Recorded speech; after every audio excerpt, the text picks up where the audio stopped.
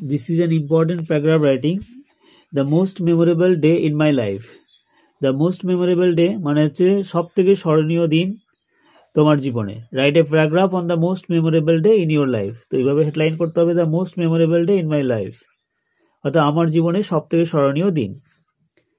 Some days are very special in our life.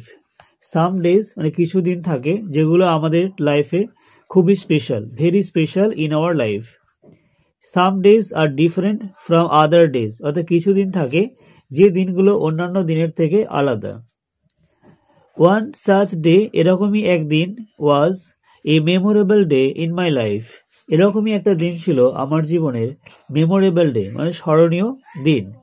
It was my last birthday, এটা ছিল আমার last birthday, সেটা ছিল আমার জীবনের স্মরণীয় দিন। My father arranged a birthday party, আমার বাবা অ্যারেঞ্জ করেছিল মানে আয়োজন করেছিল একটা বার্থডে পার্টি, জন্মদিনের পার্টির একটা আয়োজন করেছিলেন। Many friends and guest were invited, সেখানে অনেক বন্ধু এবং গেস্টরা ইনভাইটেড ছিলেন। I was happy and excited from the morning, আমি খুবই হ্যাপি ছিলাম এবং এক্সাইটেড ছিলাম সকাল থেকে। Many guest and friends were coming, অনেক গেস্টরা অনেক বন্ধুরা ওয়ার কামিং আসছিল। There was a moment of joy in our family, সেখানে আমাদের পরিবারে ছিল একটা মোমেন্ট অফ জয় মানে জয়ের মুহূর্ত। My uncle gave me some money to buy something, আমার কাকা গেভ মি মানে আমাকে দিয়েছিলেন সাম মানি কিছু টাকা, টু বাই সামথিং মানে কিছু কেনার জন্য। I left home with my friend, আমি বাড়ি থেকে চলে গেলাম আমার বন্ধুর সঙ্গে।